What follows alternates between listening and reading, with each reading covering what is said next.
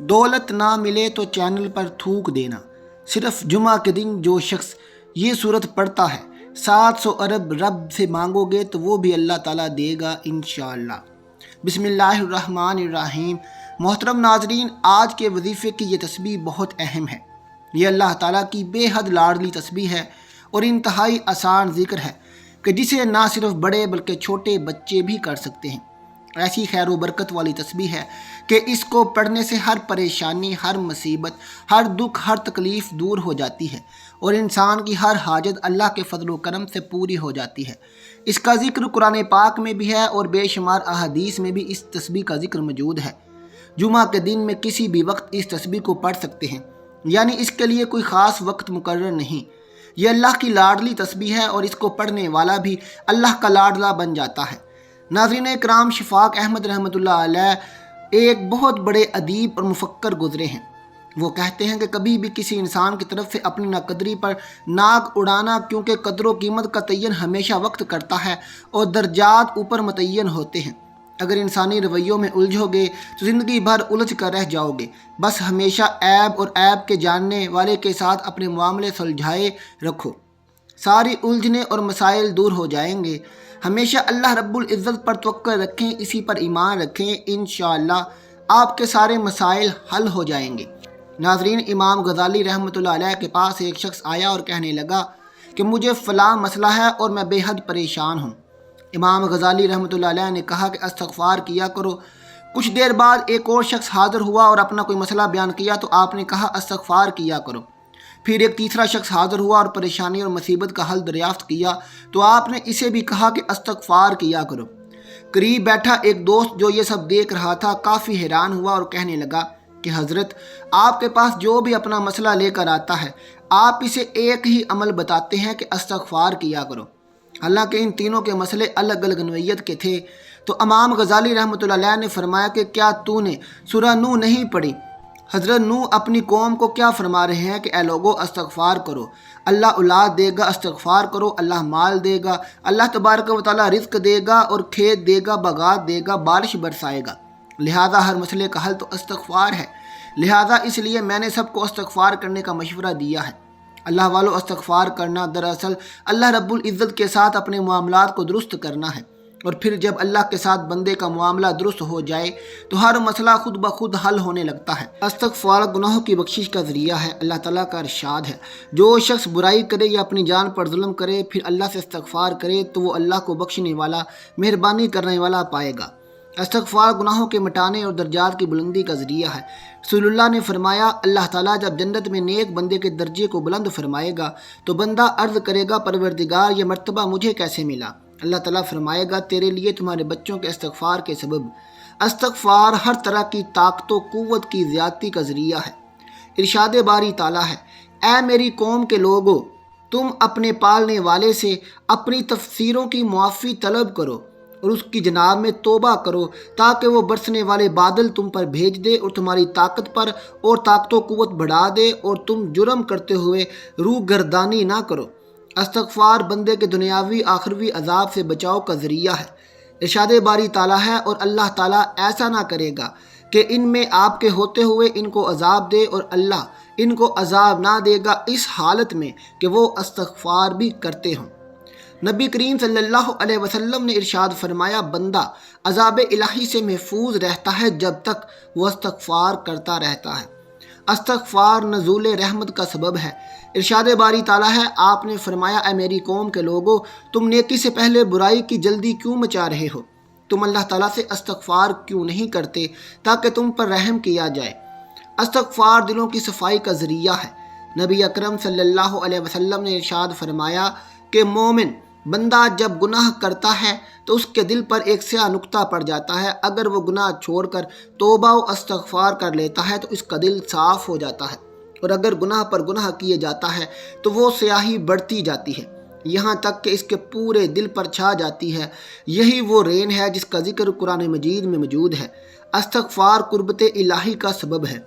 ارشاد باری تعالیٰ ہے، اسی نے تمہیں زمین سے پیدا کیا ہے اور اسی نے اس زمین میں تمہیں بسایا ہے، پس تم اس سے معافی طلب کرو اور اس کی طرف رجوع کرو۔ بے شک میرا رب قریب اور دعاؤں کا قبول کرنے والا ہے۔ استغفار اللہ کی محبت اور اس کے لطف و کرم کا سبب ہے۔ ارشاد باری تعالیٰ ہے، تم اپنے رب سے استغفار کرو اور اس کی طرف توبہ کرو، یقین مانو کہ میرا رب بڑی مہربانی والا اور محبت کرنے والا ہے۔ استغفار بعض گناہوں کبیرہ کی بخشش کا ذریعہ ہے۔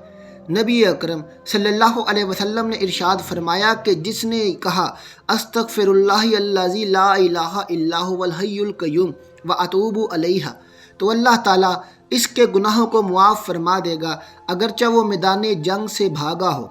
ناظرین، یہ حدیث مبارکہ ہے، اور جب بھی آپ کو کوئی مشکل، کوئی مسئلہ یا تکلیف درپیش ہو تو اس حدیث مبارکہ کو اپنے سامنے ضرور رکھنا، انشاءاللہ اس سے آپ کو بہت زیادہ فائدہ حاصل ہوگا۔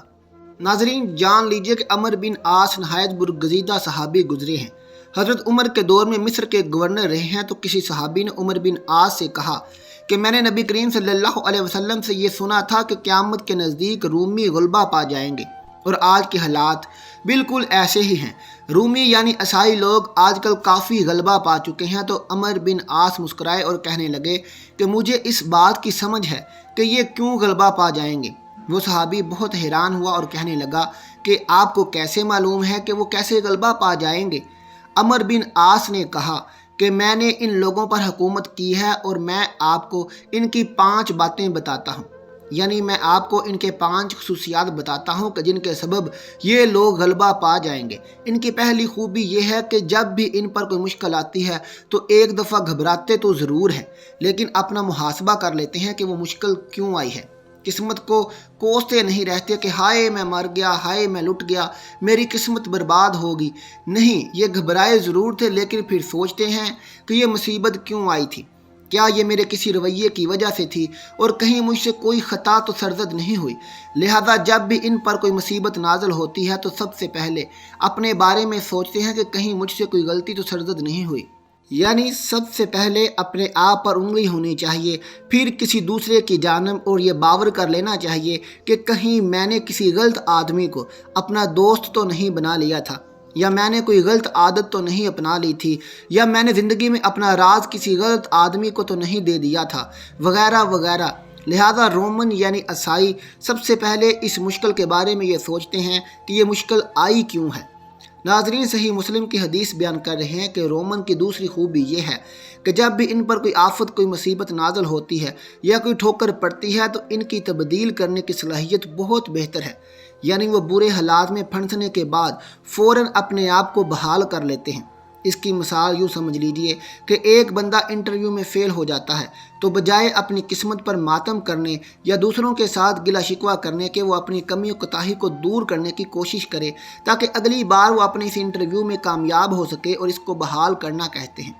عمر بن عاص نے بتایا کہ تیسری خوبی ان کی یہ ہے کہ جب یہ دیکھتے ہیں کہ جنگ میں شکست ہو رہی ہے تو اس وقت اپنی ہار تسلیم کر کے بھاگ جاتے ہیں، لیکن پھر ہاتھ پر ہاتھ دھرے نہیں بیٹھتے اور دوبارہ حملہ کرنے کے لیے پہلے سے بہتر تیاری پکڑتے ہیں۔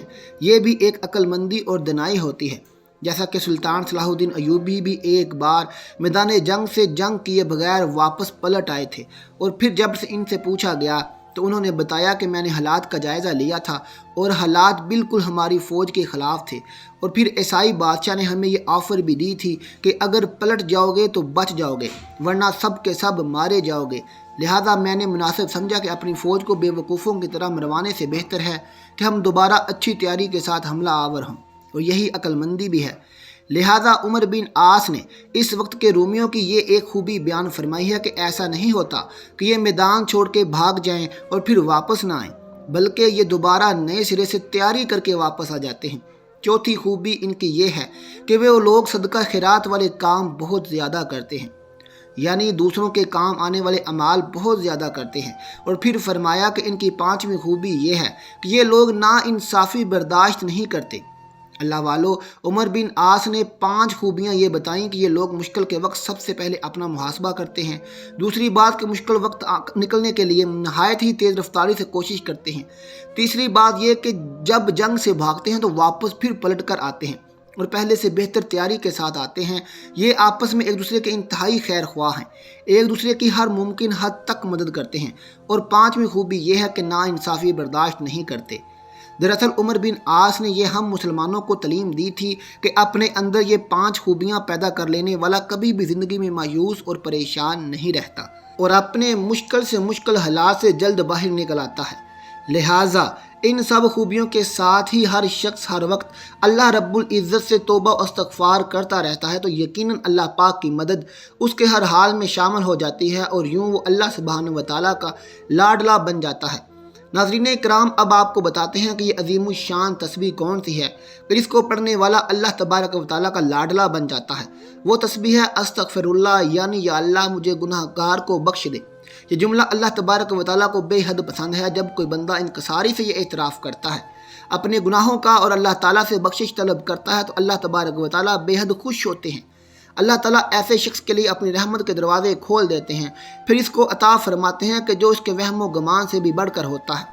ناظرین کرام، جیسا کہ بتایا گیا ہے کہ یہ تسبیح اللہ کی لاڈلی تسبیح ہے اور اس کو کرنے والا اللہ کا لاڈلا بن جاتا ہے۔ تو جو انسان جتنا زیادہ اللہ کا لاڈلا بننا چاہتا ہے تو اسے چاہیے کہ وہ اتنا ہی زیادہ استغفر اللہ کا ذکر کرتا رہے۔ ہر انسان کو چاہیے کہ پورے دن میں کم از کم 1000 مرتبہ استغفر اللہ پڑھ لے، اللہ تبارک و تعالیٰ کے لاڈلے بندوں میں شامل ہو جائے۔ لیکن اگر کوئی انسان میں 1000 مرتبہ نہیں پڑھ سکتا تو کم سے کم 100 مرتبہ لازمی پڑھے، تاکہ جانے انجانے میں جو بھی گناہ انسان سے سرزد ہو جائیں اس کی معافی مل جائے۔ اور جان لیجئے کہ یہ نبی کریم صلی اللہ علیہ وسلم کی حدیث بھی ہے کہ آپ روزانہ 100 مرتبہ استغفار کیا کرتے۔ اللہ تبارک و تعالیٰ اس تسبیح اور ذکر کی برکت سے انسان کے تمام گناہ، خطائیں اور لغزشیں معاف فرما دیتے ہیں۔ اللہ والو، وظیفہ شروع کرنے سے پہلے آپ حضور صلی اللہ علیہ وسلم کی ذات اقدس پر 3 مرتبہ درود پاک کا نذرانہ ضرور پیش کریں۔ ایک بار میرے ساتھ بھی پڑھ لیں۔ اللہم صلی علی محمد وعلی آل محمد کما صلیت علی ابراہیم وعلی آل ابراہیم انک حمید مجید۔ اللہم بارک علی محمد وعلی آل محمد کما بارکت علی ابراہیم وعلی آل ابراہیم انک حمید مجید۔ درود پاک پڑھنے کے بعد آپ نے ایک تسبیح استغفر اللہ ربی من کل ذنب و اتوب علیہ، استغفر اللہ ربی من کل ذنب و اتوب علیہ، استغفر اللہ ربی من کل ذنب و اتوب علیہ پڑھنی ہے، اور 3 بار سورۃ اخلاص پڑھنی ہے۔ قل هو اللہ احد اللہ الصمد لم یلد ولم یولد ولم یکن لہ کفوا احد۔ اس کے بعد 3 بار وہی درود پاک پڑھنا ہے جو شروع میں پڑھا تھا۔ ناظرین، اللہ سے محبت کرنا ایمان کا تقاضا ہے، اور اس وقت تک توحید مکمل نہیں ہوتی جب تک بندہ اپنے رب سے مکمل محبت نہ کرے، اور نہ تو محبت کی اس سے زیادہ واضح تجدید کی جا سکتی ہے اور نہ ہی اس سے بہتر تعریف ہو سکتی ہے۔ اللہ کے سوا کوئی بھی ایسی ذات نہیں جس سے مکمل طور پر محبت کی جائے، اور اسی کے لیے الوحیت، عبودیت، خشوع و خضوع اور مکمل محبت لائق و زیبا ہے۔ اللہ تعالیٰ کی محبت کی شان جیسی کوئی شان نہیں، کیونکہ خالق موجود سے زیادہ دلوں کو کوئی چیز محبوب نہیں۔ وہ تو اللہ ہے، معبود برحق ہے، ولی ہے، مولا ہے، رب ہے، تدبیر کرنے والا ہے، رزق دینے والا ہے، موت و حیات کا مالک ہے، اور اسی کی محبت دلوں کی نعمت ہے۔ روح کی حیات ہے، نفس کا سرور ہے، دلوں کی غذا ہے، عقلوں کا نور ہے، اور آنکھوں کی ٹھنڈک ہے، اور اندرونی امارت ہے، اور مخلص دل، پاکیزہ روح اور عقل سلیم کے مطابق اللہ کی محبت، اس سے انسیت، اس کی ملاقات کے شوق سے زیادہ خوبصورت، پاکیزہ، رازدار اور بہتر نعمت کوئی نہیں۔ ناظرین، یحییٰ بن معاذ فرماتے ہیں، جب اس کی معافی تمام گناہوں کو ڈھانپ لیتی ہے تو اس کی رضا کا کیا عالم ہوگا، اور جب اس کی رضا امیدوں کو سمیٹ لیتی ہے تو اس کی محبت کیسی ہوگی، اور جب اس کی محبت کا یہ عالم ہو کہ وہ عقلوں کو حیران کر دے تو اس کی مدت کیسی ہوگی، اور اس کی مدت تو سب کچھ بلا دے گی تو اس کا لطف کیسا ہوگا۔ اور انسان جتنی زیادہ اللہ سے محبت کرتا ہے اتنی ہی زیادہ ایمان کی لذت اور مٹھاس حاصل ہوتی ہے، اور جس کا دل اللہ کی محبت سے بھر جائے، اللہ اسے دوسروں کی محبت، ڈر اور ان پر توکل کرنے سے اس بندے کو بے نیاز کر دیتا ہے۔ اور صرف اللہ تعالیٰ کی محبت ہی ایک ایسی چیز ہے جو دلوں کو بے نیاز کر دیتی ہے، حاجتوں کو پورا کرتی ہے اور بھوک کو ختم کرتی ہے۔ اگر اللہ تعالیٰ کی محبت کے بغیر اسے وہ سب کچھ مل بھی جائے جس سے اسے لذت حاصل ہو، تب بھی اسے امن، اطمینان اور سکون نہیں مل سکے گا۔ اور آنکھوں کا نور، کانوں کی سماعت، ناک کا سونگنا، زبان کا بولنا، ان تمام نعمتوں کے ختم ہو جانے سے اتنی تکلیف نہیں ہوگی جتنی تکلیف دل سے اللہ کی محبت نکل جانے سے ہوگی۔ بلکہ اگر دل اپنے حقیقی خالق و مالک اور معبود کی محبت سے خالی ہو جائے اور روح مردہ ہو جائے تو وہ جسم کی خرابی سے کہیں زیادہ نقصان دہ ہے۔ حقیقی محبت یہ ہے کہ آپ خود کو مکمل طور پر اسی ذات کے حوالے کر دیں جس سے آپ محبت کرتے ہیں، یہاں تک کہ آپ کے پاس کچھ نہ رہے۔ اور اللہ کی سچی حقیقی محبت وہ ہے جو دیگر تمام محبتوں پر غالب اور مقدم رہے، اور بندے کی تمام تر محبتیں اسی اللہ کی محبت کے تابع تحت ہونی چاہیے۔ اسی میں بندے کی سعادت اور کامیابی ہے۔ محبت کی مقدار میں محبین یعنی کہ محبت کرنے والے کے مختلف درجات ہیں، اسی لیے اللہ تعالیٰ نے مومنوں کی محبت کو شدید کہا ہے اور فرمایا ہے والذین آمنوا اشد حب اللہ، اور ایمان والے تو اللہ کی محبت میں بہت سخت ہوتے ہیں۔ اللہ تبارک و تعالیٰ سے دعا ہے کہ نیکی کی بات کو سننے اور سمجھنے اور اس پر عمل کرنے کی طاقت و توفیق اور ہمت فرمائے۔ میرا سنانا، آپ کا سننا اپنی بارگاہ الہی میں قبول اور منظور فرمائے، آمین ثم آمین۔ ناظرین، گزارش ہے کہ آخر میں اللہ کا ایک نام کومنٹ باکس میں ضرور لکھ دیں۔ ملتے ہیں آپ سے اپنی اگلی ویڈیو کے ساتھ، تب تک اپنا خیال رکھیے گا۔ اللہ حافظ۔